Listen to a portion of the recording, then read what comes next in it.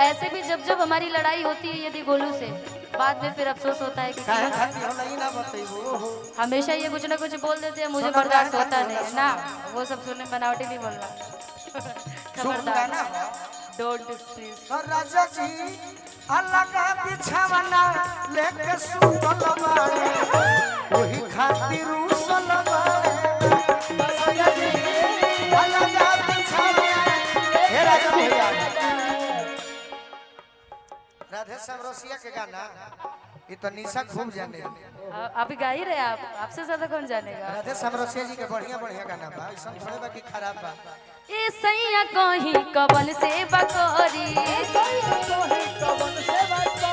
किस बरल बोल देनी आह लागल बोरी। ए सैया कहीं कबल से बकोरी किस बरल बोल देनी आह लागल बोरी। सजल से जरिया छोड़ के भुइया सुतल बानी काजी। सजल से जरिया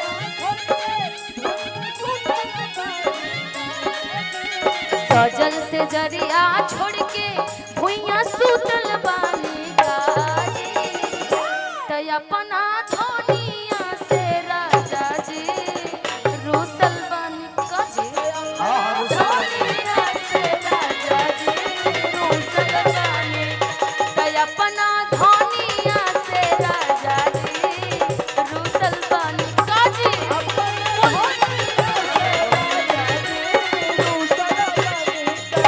बोलबे करब काहे रुसल बानी कि निशा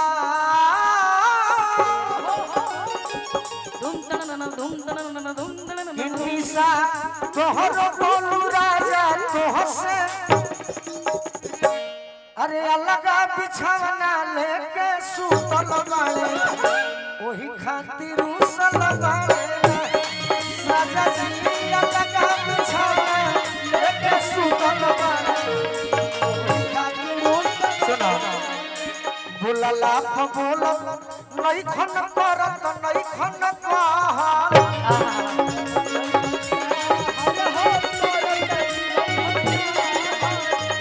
आदरणीय मुखिया सह पैक्स अध्यक्ष श्री रमेश्वर यादव जी, ग्राम पंचायत राज मतैया खास के, जिनके तरफ से 500 रुपए का मुखिया आशीर्वाद। सह पैक्स अध्यक्ष श्री रमेश्वर यादव जी, ग्राम पंचायत राज मतैया खास।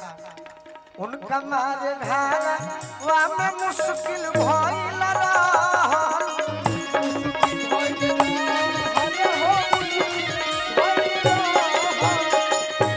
कि बाकी घर के खाना खोइला बिना टूटल बाड़े ओही खातिर रुसल बाड़े।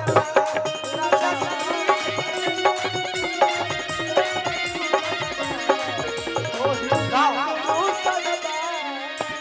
कि अपना सोचनी से राजा जी रुसल बानी।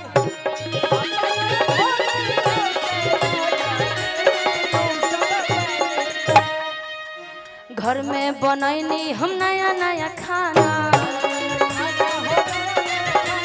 नया नया खाना राजा, नया नया खाना। जी भूलन मास्टर जी रमेश चौधरी जी वाह वाह वाह वाह। इतना मक्खी कहाँ से आ गया भाई। अरे जहाँ गुड़ रहे लो जल लागे ना चलो गाओ। जहाँ गुड़ रहे लो जब माछी छूटा सब लागे तो तू आज के गुड़ हो लगबे करे। और आप माखी हैं। हमारा पका लगा नहीं लगा। होई तारा चल बा। हां गाना फिर उहे काम घरवा में नया नया बनी खाना।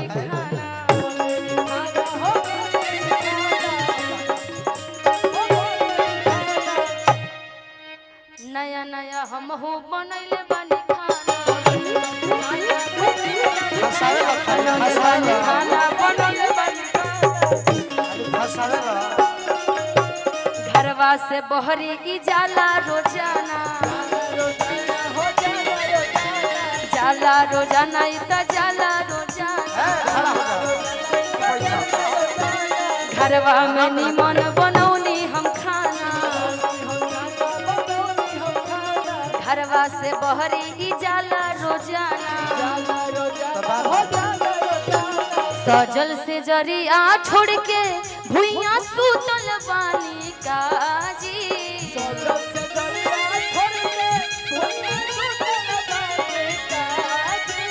सजल से जरिया छोड़ के भुइया सुतल बानी काजी। ए मुस्कान अपने राजा जी से बोल लो। तै अपना धोनिया से राजा जी रुसल बानी काजी।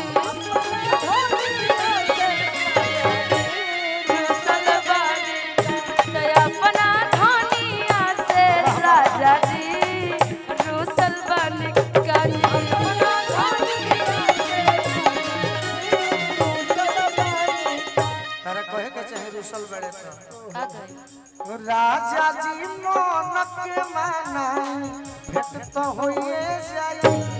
राजा जी मन के माना चलता पढ़ाई ओ सगावा न जनी करवानी जी। चलता पढ़ाई ओ सगावा न बाहर से बाहर ओ स्कूलिया मिले आई जी।